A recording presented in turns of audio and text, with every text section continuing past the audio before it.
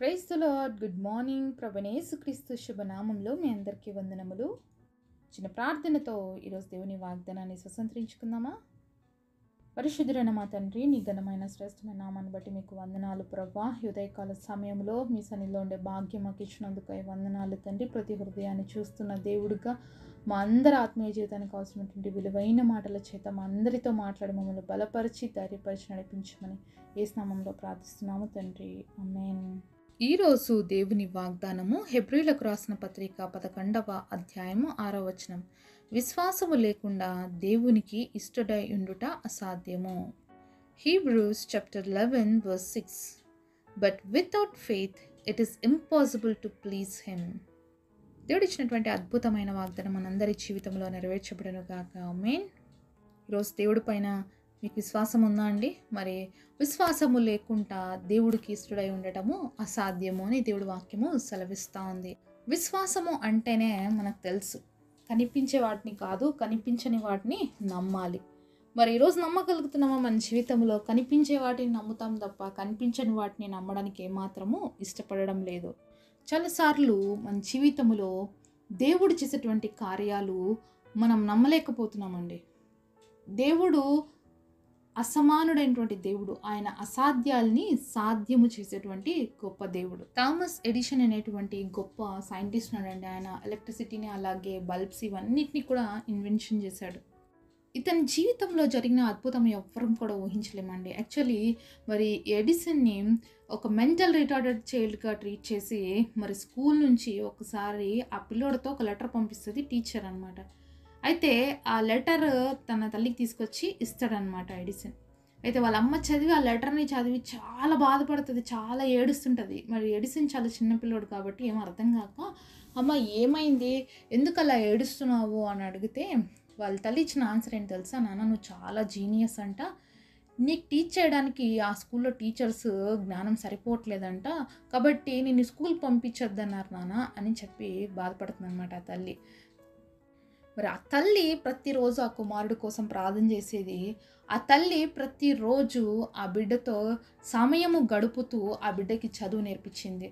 స్కూల్కి వెళ్ళకుండానే ఇంత గొప్పగా ఆ బిడ్డని దేవుడు ఆశీర్వదించాడంటే కారణం ఆ తల్లి ప్రార్థన. అసాధ్యకరమైనటువంటి పరిస్థితి ఆ పిల్లోడి జీవితంలో ఉంది. ఒక మానసిక సంబంధమైనటువంటి మరి ప్రాబ్లం తనకుంది, ఒక మెంటలీ రిటార్డెడ్ చైల్డ్. అలాంటి వ్యక్తి జీవితంలో దేవుడు ఎంత గొప్ప అద్భుతం చేశాడు ఆ తల్లి ప్రార్థన ద్వారా. ఒక సైంటిస్ట్గా మార్చాడండి. ఎవరైనా ఊహిస్తామా? ఎవరైనా నమ్ముతామా? అసలు అలా ఉంటాయండి దేవుడు కార్యాలు. ఆ తల్లి చేసిన ప్రార్థన, ఆ తల్లి పడినటువంటి ప్రయాస ఎక్కడ కూడా దేవుడు వేస్ట్ చేయలేదు. మరి ఏ బిడ్డ జీవితం అయితే అంధకారంగా ఉండవలసి ఉన్నదో అలాంటి బిడ్డ ద్వారా దేవుడు వెలుగులు నింపాడు ప్రపంచంలో.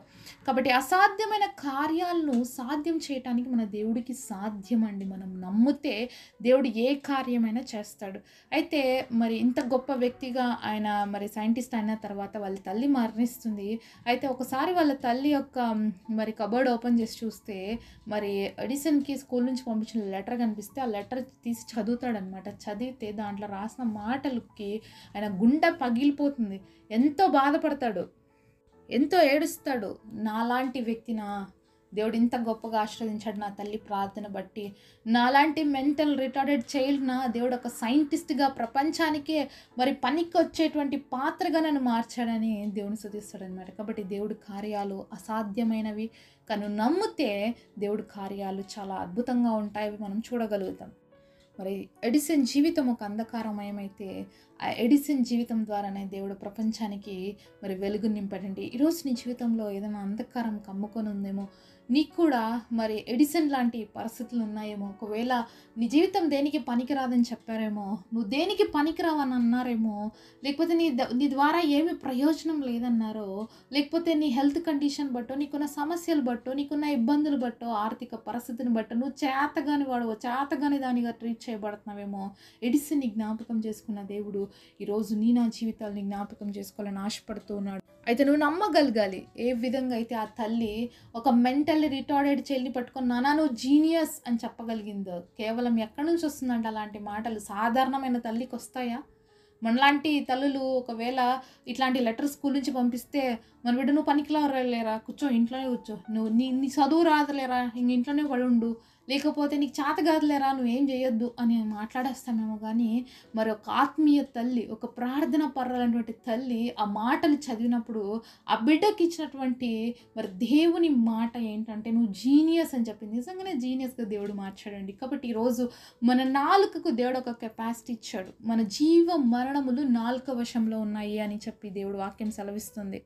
కాబట్టి మన మాటలతో మన బిడ్డల్ని బ్లెస్ చేసేవారిగా ఉండాలి. మన మాటలతో మన బిడ్డల్ని మరి ఆశీర్వాదకరంగా పలకాలండి. అప్పుడే మన బిడ్డలు బ్లెస్డ్ అవుతారు. ఏ విధంగా ఆ తల్లి జీనియస్ అని తన కుమారుని అనింది, అలాగే జీనియస్గా తయారయ్యాడు. కారణం ఏంటంటే ఆ తల్లిలో ఉన్న విశ్వాసం. కనిపిస్తాంది ఒకటి, కానీ దేవుడు చేసింది మరొకటి. విన్నది ఒకటి, దేవుడు వినిపించింది ఇంకొక రీతిగా. ఈరోజు ఆ గొప్ప వ్యక్తి గురించి మనం మాట్లాడుకునే విధంగా దేవుడు చేశాడు అంటే ఆ తల్లిలో ఉన్న విశ్వాసం, ఆ తల్లిలో ఉన్నటువంటి నమ్మకం, ఆ తల్లి యొక్క ప్రార్థన. కాబట్టి ఈరోజు నీ జీవితంలో కానీ, నీ బిడ్డల జీవితంలో కానీ, కుటుంబ జీవితంలో కానీ ఏ పరిస్థితి అయినా అసాధ్యంగా కనిపిస్తూ ఉంటే నువ్వు విశ్వాసంతో ప్రార్థన చేస్తే దేవుడు ఆ విశ్వాస ఫలితాన్ని తప్పకుండా ఇస్తాడు, అద్భుతాల్ని చేస్తాడు. అలా కాకుండా ఒకవేళ ఎడిసన్ వాళ్ళమ్మ ఉన్నది ఉన్నట్లుగా నువ్వేం పనికిరావులే, నువ్వు స్కూల్కి పోనవసరం లేదంట అని చెప్పుంటే ఆ బిడ్డ పరిస్థితి ఎలా ఉండేదో కానీ, మరి తల్లి విశ్వాసంతో పలికినందుకు గొప్పగా జీనియస్గా మార్చబడ్డాడు మరి ఎడిసన్. అలాగే ఈరోజు విశ్వాసం లేకుండా మనం కూడా దేవుడికి ఇష్టడుగా ఉండలేము. దేవుడు విశ్వాసమునకు కర్త అయి ఉన్నాడు. ఆయన విశ్వాసమును కొనసాగింపజేసేటువంటి గొప్ప దేవుడు. కాబట్టి ఈరోజు నా జీవితంలో విశ్వాసం ఉందా? ఆ తల్లి ఏ విధంగా విశ్వాసముతో దేవుడి సన్నిధిలో ప్రార్థన చేసినప్పుడు అంధకారముగా ఉన్నటువంటి ఆ బిడ్డని ప్రపంచానికి వెలుగుగా మార్చాడు. ఈరోజు నీలో అలాంటి విశ్వాసం ఉందా? దేవుడు నా జీవితాన్ని మారుస్తాడు. మరి ఎడిసన్ జీవితాన్ని మార్చిన దేవుడు నన్నెందుకు మార్చలేడు? ఎంతోమంది జీవితాలు దేవుడు సరిచేసినటువంటి దేవుడు నా జీవితాన్ని ఎందుకు సరి చేయలేడు? ఎంతోమంది జీవితాల్లో అద్భుతాలు చేసినటువంటి దేవుడు ఈరోజు నా జీవితంలో ఎందుకు అద్భుతం చేయలేడు అని ఎప్పుడైనా ఆలోచించగలిగావా? ఒకసారి ఆలోచించు. దేవుడికి ఏది కూడా అసాధ్యము లేదు. కాబట్టి నువ్వు నమ్మితేనే నువ్వు దేవుడికి ఇష్టడు అవుతావు, ఇష్టరాలు అవుతావు. నువ్వు నమ్మకపోతే దేవుడికి అవసరం లేదు. ఈరోజు మనం దేవుడికి ఇష్టమైన వారిగా ఉండాలి అంటే మనలో విశ్వాసం ఉండాలి. ఏ పరిస్థితుల్లో అయినా మనం విశ్వాసంతో దేవుడి వైపు చూసినప్పుడు అద్భుతాలను చూస్తాం. ఎన్నో సందర్భాలు ఉన్నాయండి బైబిల్లో. ఈరోజు మనం చూస్తున్నాం, బైబిల్లో కాకుండా ఇలాంటి సైంటిస్ట్ యొక్క జీవితంలో ఎంత గొప్ప అద్భుతం చూస్తాం. సెయింట్ అగస్టిన్ జీవితంలో కూడా చూస్తాం.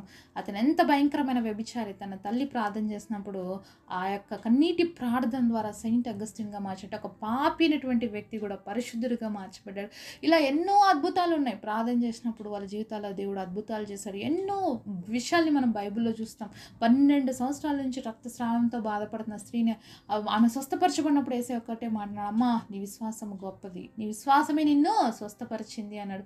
యాయిరు కుమార్తె మరణించిందని చెప్పిన వార్త విన్నప్పుడు మరి దేవుడు అంటున్నాడు, నమ్ముట నీ వల్ల అయితే నమ్మువానికి సమస్తము సాధ్యమే. నమ్మాడు యాయిరు. దేవుడు తన సన్నిధిలో నుంచి అద్భుతాన్ని పొందుకున్నాడు. శతాధిపతి వచ్చి చెప్తున్నాడు, అయ్యా నువ్వు ఒక మాట చెప్పయ్యా చాలు, నా ఇంటికి రానవసరం లేదు, నువ్వు నా ఇంటికి రావడానికి నేను పాత్రుడిని కాదు, నువ్వు ఉన్న చోట నేను ఒక్క మాట చెప్పు, నా సేవకుడు బాగైపోతాడు. అలాగే బాగైపోయాడు. దేవుడే ఆశ్చర్యపోయినాడు ఆ వ్యక్తి యొక్క విశ్వాసాన్ని చూసి. ఈరోజు మన విశ్వాసం ఏ విధంగా ఉంది? విశ్వాసము లేకుండా దేవుడికి ఇష్టడై ఉండట అసాధ్యం. నువ్వు ఎంత దేవుడికి ఇష్టడని చెప్పుకుంటున్నావేమో, కానీ ఇలా విశ్వాసం లేకపోతే నువ్వు దేవుడికి ఇష్టడు కాదు, ఇష్టరాలు కాదు. అనేక సార్లు ప్రార్థన చేస్తున్నాము కానీ విశ్వాసంతో వాటిని పొందుకోలేకపోతున్నాం. అనేక సార్లు దేవుడి సన్నిధిలో మొరపెడుతున్నాం కానీ మనం రిసీవ్ చేసుకోలేకపోతున్నాం. కారణం ఏంటంటే మనలో ఉన్న అవిశ్వాసమే. కాబట్టి ఈరోజు విశ్వాసంతో దేవుడి సన్నిధిలో ప్రార్థన చేద్దాం. దేవుడికి ఇష్టంగా ఉండడం మనం నేర్చుకోవాలి. మొదటిగా దేవుడికి ఎప్పుడు ఇష్టము అంటే విశ్వాసము కలిగి ఉండడమే దేవుడికి ఇష్టమైనటువంటి వారుగా మనల్ని చేస్తుంది. కాబట్టి ఈరోజు ఎక్కడ ఏ పరిస్థితుల్లో విశ్వాసాన్ని కోల్పోయినావో, దేవుడి పైన నమ్మకాన్ని కోల్పోయినావో, ఈరోజు దేవుడు తిరిగి దాన్ని నీకు ఇవ్వాలని ఆశపడుతున్నాడు. నువ్వు విశ్వాసముతో దేవుడి సన్నిధిలో కనిపించాలని ఆశపడుతూ ఉన్నాడు. కాబట్టి మరి ఎక్కడైతే నీ జీవితంలో అసాధ్యంగా కనిపిస్తున్నాయో ఆ పరిస్థితులన్నింటినీ కూడా దేవుడు సాధ్యపరచబోతున్నాడు. మరి నమ్ముతావా? నమ్ముతేనే దేవుడి కార్యాలు చూడగలుగుతావు. నమ్ముతేనే నువ్వు దేవుడికి ఇష్టంగా ఉంటావు. కాబట్టి ఈరోజు మనం నమ్ముదాము, దేవుడు ఒక అద్భుత కార్యాలు రిసీవ్ చేసుకుందాం. అంటే కృప దేవుడు మనందరికి దయచేయునుగాక. పరిశుద్ధులైన తండ్రి, మాతో మాట్లాడిన ప్రతి మాట కొరకు వందనాలు తండ్రి. విశ్వాసము లేకుండా మరి నీకు ఇష్టడై ఉండటం అసాధ్యం అని చెప్పి మాతో మాట్లాడుతూ వచ్చావు తండ్రి. ఈరోజు ఎక్కడెక్కడ మా జీవితాల్లో అవిశ్వాసం ఉందో తొలగించి విశ్వాసంతో నింపండి ప్రభువా. మీకు ఇష్టమైన జీవితాన్ని, మీ దృష్టిలో యోగ్యమైన జీవితాన్ని మా అందరికి అనుగ్రహించమని నజరేయుడైన యేసు నామములో ప్రార్థిస్తున్నాము తండ్రి. ఆమేన్. ఈరోజు బర్త్డే అలాగే వెడ్డింగ్ యానివర్సరీ సెలబ్రేట్ చేసుకుంటున్న మీ అందరికీ కూడా wish you happy birthday and happy anniversary. God bless you.